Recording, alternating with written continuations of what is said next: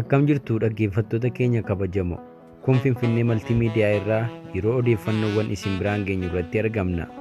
Oduuwwan har'aa qindeeffachuun isin biraan ga'uuf kan jiru Anaagaa Jimaatii haga dhumaatti nu caqasaa jechaa mataawwan oduu har'aa keessaa dhimmi weerara dhukkuba busaa isa tokko akkasuma yaaliin ajjeechaa Jeneraal Raashiyaa beekamaa irratti jaalallee ilma isaatiin aggaamame fashalaa'uu dabalatee gabaasa Amnesty International baases oduu har'aa keessaa isa tokko. Haga dhumaatti nu faana turaa jechaa kallattumaan gara sanattiin isin dabarsa. Oromiyaa godinaalee 16 fi aanaalee 117 keessatti dhukkubni busaa miidhaa geessisaa jiraachuu biiroon fayyaa Oromiyaa hime. Godinaalee weerara dhukkuba busaan miidhaman keessaa Wallaggi Lixaa fi Qellem Wallaggaa harka walakkaa akka qooddatan gabaasame. Wallagga Lixaa Ona Begii keessaa gandoonni 33 ol dhibee kanaan weeraramaniiru jedhame. Dhukkubni busaa godinaalee Oromiyaa 26 fi aanaalee 100 ol keessatti miidhaa dhaqqabsiisaa jira. Gabaasa hospitaala Begii irraa argameen namoonni 29 kan hospitaalichi beeku qofti dhibee kanaan yoo du'an kan 2,000 caalan ciisanii yaalamaa jiraachuutu himame. Hospitaalichi sababa hanqinoota dhiyeessii adda addaa dhabuun dhukkubsattoota yaaluuf rakkachaa jiraachuus dubbateera. Dhiyeessii qorichaa, ifaa, oksijiinii, dhiigaa fi ambulaansii dabalatee rakkoowwan hedduu isa mudatee jiraachuu Daayiriktarri Meedikaala Hospitaalichaa Dr. Birmaduu Mokonnon BBC'tti himanii jiru. Qorichi lilmoon kennamu guutummaatti akka hin jirre ibsuun dhiiga lilmoo 300 ta'u asoosaa irraa argachuun namoota muraasa itti yaalanii fixuu himanii. Akka jiraattonni aanaa Qondaalaa jedhanitti mana tokko keessaa maatiin hundi dhukkuba kanaan kan qabamee jiru jiraachuu himu. Ona Begii ganda geemii gaabbaa keessaa garaagarummaa guyyoota 3 fi 4 hin caalle keessatti maatii tokko keessaa daa'imman 2 du'uu maddeen himaniiru. Akkasuma godina Qellem Wallaggaa keessattis dhibeen kun babal'atee jiraachuu maddeen dubbatanii jiranii. Aanaa Gidaamitti qorannoo dhiigaa namoota 600 oliif taasifameen namoota 37 ta'an keessatti dhibichi argamu kominikeeshiniin aanichaa beeksiseera. Aanota 117 dhibichaan qabaman keessatti namoonni 160 ol du'aniiru kan jedhu biiroon fayyaa Oromiyaa. Garuu hospitaala Begiitti namni 29 dhibee kanaan du'u akka qubaa hin qabne hime. Namoonni 29 hospitaala Begiitti dhibee kanaan kan du'an garuu biiroon fayyaa Oromiyaa gabaasa isaa hin qabu jedhu. Qulqulleeffachuuf yaaliin bilbilaa gara hospitaala Begiitti taasifne hin milkoofne jedha BBC'n. Namoonni dhibee kanaan qabamuun ciisanii yaalamaa jiranii fi qorichi busaa lilmoon kennamu kan madaalu akka hin qabne biiroon fayyaa Oromiyaa ibseera.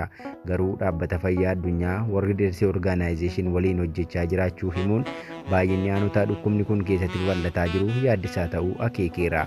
Dhukkubni busaa baatii fulbaanaa keessa hammaachuun kan beekamu osoo fulbaanni hin seeninuu lubbuu namoota hedduu ajjeesee jira. Uummanni of eeggannoo barbaachisaa gochuu akka qabu maddeen garaagaraa dhaamutti jiranii. Odeeffannoo itti aanuun Itoophiyaatti dhaabbilee hawaasaa siivilii 35 bara haaraa dhufaa jiru kanatti waldhabdeewwan biyyattii keessa jiru bu'uurarraa akka hiikaman waamicha dhiyeessaniiru. Bara haaraa sababeeffachuun wal waraansa Itoophiyaa keessaa furmaati akka argamu qabu jaarmiyaaleen siivilii biyyattii keessaa waamicha dhiyeessuun gabaasameera. Dhaabbilee hawaasaa siivilii biyya keessaa 35 ta'an waamicha nagaa waloo baasaniin bara haaraa Itoophiyaa dhufu keessatti nagaa itti fufiinsa qabu akka dhufuuf irratti hojjetamuu akka qabu, mirgi namoomaa akka eegamuu fi haaromsi dimokiraasii guutuu akka taasifamu gaafatanii. Dhaabbileen gareewwan abukaattoo mirga namoomaa, waldaalee ogummaa fi dhaabbilee dubartootaa irraa walitti dhufan kunneen rakkoolee itti fufiinsaan waggaa darbe keessa biyyattii mudate ibsaniiru. Dhaabbileen kun marii nagaa naannoo Tigraay, Beenishaangul Gumuzii fi Gaambeellaatti waliigaltee dhukaasa dhaabuu fide kan dinqisiifatan yoo ta'u, sarbama mirga namoomaa fi dhiittaa mirga namoomaa sababa walitti bu'iinsaa naannolee birootti deemaa jiruun uumamuu akka isaan yaaddessu caqasanii.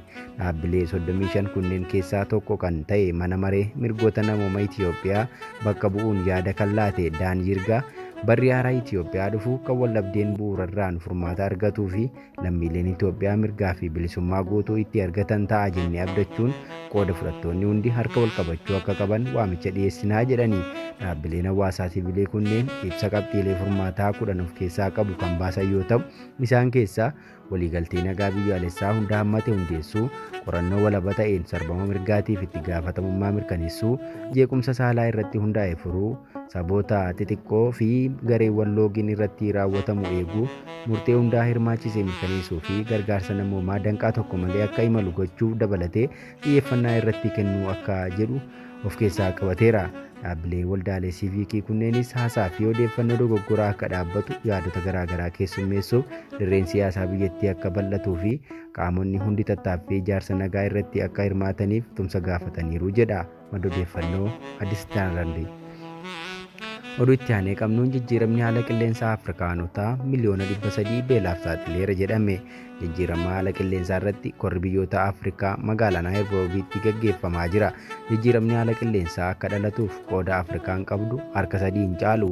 Garuu immoo balaa jijjiiramichi fideen adda durummaan kan miidhamaa jirtu ardii kanadha jedhame. Koraa sanarratti kan argaman ministeerri industirii gamtaa Emireetota Arabaa Dr. Sultaan Al Jaber sababa hongee fi lolaatiin namni Afrikaa 5 keessaa tokko hanqina nyaataaf akka saaxilamee jirudha kan beeksise. Ardicharraa waggoota 3 dabran keessa sababa jijjiirama haala qilleensaatiin namoonni qeerraa buqqa'an harka 3 dabaleera. Oomishni ardittii jiddu galaan waggaa waggaan dhibbantaa 5 hir'ataa akka deemaa jirudha. Dr. Sultaan kora sanarratti kan dubbatan Afrikaan jijjiirama haala qilleensaan akka malee miidhamtus garuu immoo muka dhaabuu fi nyaataan of danda'uutiin wanti gaariis mul'achaa jiraachuu kaasaniiru. Dr. Sultaan Al Jaber pirezidaantii kora jijjiirama haala qilleensaa addunyaa kan 28ffaa biyyi isaanii ji'a 3 booda qopheessuuf jirtuuti. Oduu birootiin erga waliigalteen nagaa mootummaa Itoophiyaa fi TPLF gidduu mallattaa'e as loltoonni Eertiraa yakka waraanaa fi yakka namoomaa raawwataniiru jedhe Amnesty International. Gareen mirga namoomaaf falmu Amnesty International loltoonni Eertiraa guyyoota muraasa waliigalteen raawwatu dura jiranii fi ergasii baatiiwwan 3tti dhiyaatuuf yakka raawwachuu himate. Gabaasii kun humnooti Eertiraa gareewwan yeroo waraanaa to'atan keessaa akka bahan humnoonni Tigraay gaaffii gaafachuu yeroo itti fufanitti dhaga'e. Dhimma kana irratti gama mootummaa Eertiraan deebiin kenname hin jiru ta'us himannaawwan akkanaa kana dura dhiyaatan mootummaan Eertiraa waakkateera. Qorannoon bahe dubartooti Tigraay keessaa badiin irratti raawwate jedhe akka haqa argatan gaafateera. Gabaasa Amnesty baase keessatti humnoonni Eertiraa dubartoota Tigraay guyyootaaf garboomfatan jedhe. Loltoota Eertiraa dubartoota dhuunfaa fi gareedhaan gudeedaniiru akkasuma garbummaa salquunnamtii jala galchaniiru. Dhiironni immoo ajjeechaa seeraan alaaf saaxilaman jedhan dhaabbatichatti daayirektera bahaa fi kibba Afrikaa kan ta'an Tigeree Chaaguutaa. Akka miidhamtoonni dhaabbatichatti himanitti kanneen nurratti badii raawwatan jedhan uffatan loqoda isaanii fi gaaffii dhiyeessan irraa loltoota Eertiraa ta'uu himatanii. Gareen Amnesty dubartoota gudeeddiin irratti raawwate 11 dubbisuu eere. Dubartoonni 40 ammoo aanaa Kokab Sisbaa jedhamutti garbummaa haleellaa saalaaf saaxilamuu dhaabbata siviilii biyya keessaa dalaguuf himuu isaanii gabaasichi ibsa. Dubartoonni muraasni kaampii loltoota Eertiraa keessa kaan mana isaaniitti yookiin mana loltoota Eertiraan fudhatame keessatti gudeedamuu gabaasichi eereera. Akka ragaa baatonni jedhanitti loltooti Eertiraa dubartoota kana kaampiitti kan hidhan ijoollee maatii yookiin firri isaanii humnoota Tigraayitti makamaniiru jedhaniiti. Waraana kaaba Itoophiyaa waggoota 2 ture booda waliigaltee nagaa mallattaa'een nagaan dhufeera. Yeroo waraanaa qaamoleen lola keessaa hirmaatan marti badiin himatamu garuu hunduu ni waakkatu. Odeeffannoo dhumaatiin yaaliin ajjechaa jeneraala Raashiyaa beekamaa irratti jaalallee ilma isaatiin aggaamame fashalaa'uun gabaasame. Jeneraalli waraana Raashiyaa gara jabina isaatiin maqaan Armaageedon jedhu bahee fi ajjeesuuf karaa moobaayilaan yaalame osoo hin milkaa'in hafuudha kan gabaasamaa jiru. Warri dhiyaa jeneraala Armaageediyoon kan jedhan harka mirgaa fi amanamaa pirezidaantii Vilaadiimiir Puutiin yoo ta'u, jeneraalli kun lola Siiriyaa keessa ture irratti loltoota Raashiyaa ajajuun mootummaa Bashir al-Assad kufaatii jalaa baraareera. Tarkaanfii finciltootaa kan Ameerikaa fa'iin deeggaraman irratti jeneraalichi kan fudhate akka malee gara jabeenya dorgommii hin qabnedha.